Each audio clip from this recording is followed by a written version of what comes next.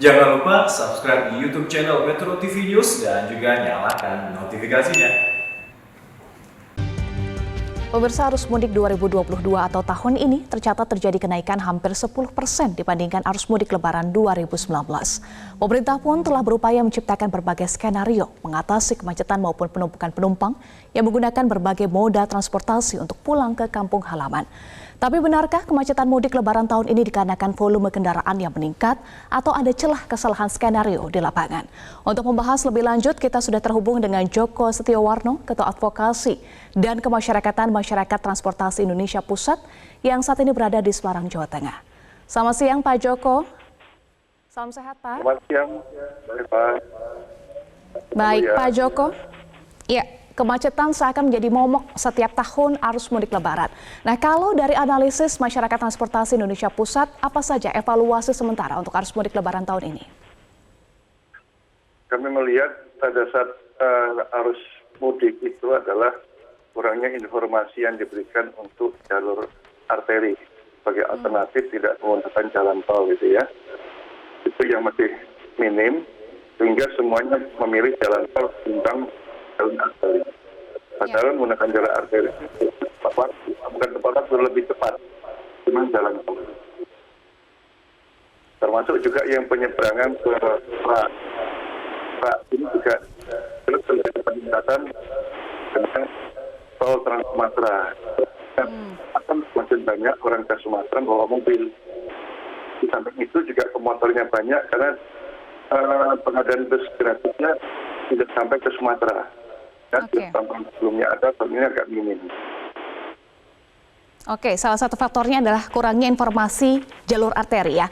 Nah, terkait dengan penyebab kemacetan, faktor-faktor penyebab kemacetan yang terjadi di sejumlah jalur tol di Jawa, apakah ini karena peningkatan volume kendaraan atau sistem rekayasa lalu lintas seperti kontraflow dan one way yang dianggap kurang sukses, Pak Joko? Apa analisis Anda? Saya kira dengan adanya tol ini, kami lihat waktu perjalanan jauh lebih pendek, ya. Dulu sebelum terhubung jalur tol Trans Jawa itu masuk Jawa Tengah, perbatasan Jawa Timur itu sekitar 30 sampai 35 jam. Sekarang kisarannya antara 12 sampai 15 jam, jadi ada pemangkasan 50% ya dengan adanya terhubungnya ini. Memang untuk yang ke Sumatera baru kali ini dia terhubung dalam artian membayar ya, 2019 itu baru sebagian dan sedang kebutuhan. Nah, untuk yang tol Trans Jawa ini memang dari awal sudah diprediksi kemacetannya itu jelas pada saat transaksi pembayaran dan yang kedua di rest area. Ya, apalagi tidak ada informasi untuk jalan arteri atau alternatif itu setelah mereka tidak bisa masuk rest area akhirnya di bahu jalan. Ya. Nah, belum lagi sebagian itu ada celah-celah untuk masuk ke jalur yang one way lewat median-median yang memang tidak fisik gitu ya, rumputan itu juga membahayakan dan juga mengganggukan. Oke, catatan Anda terkait dengan perilaku pemudik ya, masih di bahu jalan, kemudian juga ada celah-celah tadi terkait dengan one way. Kemudian catatan Anda untuk nanti di arus balik, apa yang harus dilakukan untuk menutup celah-celah tersebut? Saya kira rekayasa lalu lintas tetap bisa dilakukan gitu ya, yang ada, entah itu kontraflow atau one way ya, kondisi volume kendaraannya. Namun informasi untuk jalan-jalan alternatif jalan arteri harus diberikan.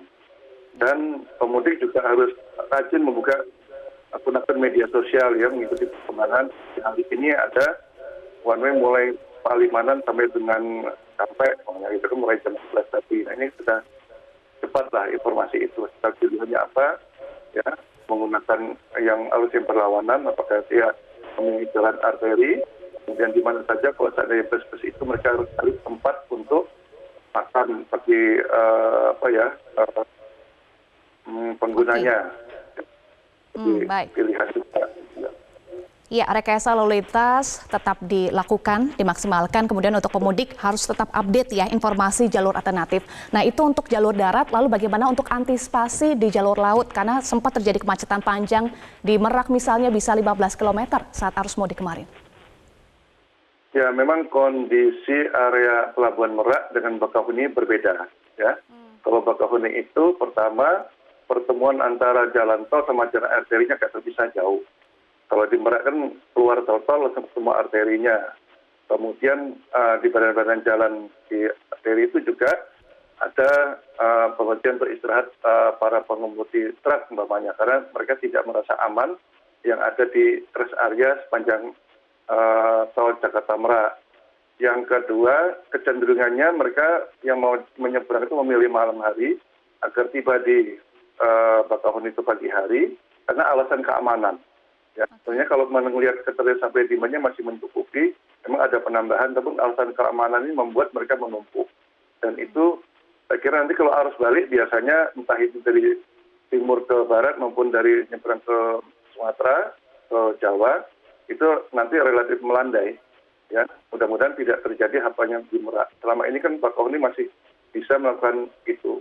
Ya, karena tadi ada perbedaan tersediaannya, kemudian juga tidak barengan biasanya untuk balik gitu. Waktunya lebih lama. Baik, Pak Joko, Presiden Joko Widodo telah menghimbau pemudik untuk melakukan arus balik lebih awal ya, sebelum tanggal 6 hingga 8 Mei, atau setelah itu. Tanggapan Anda singkat saja?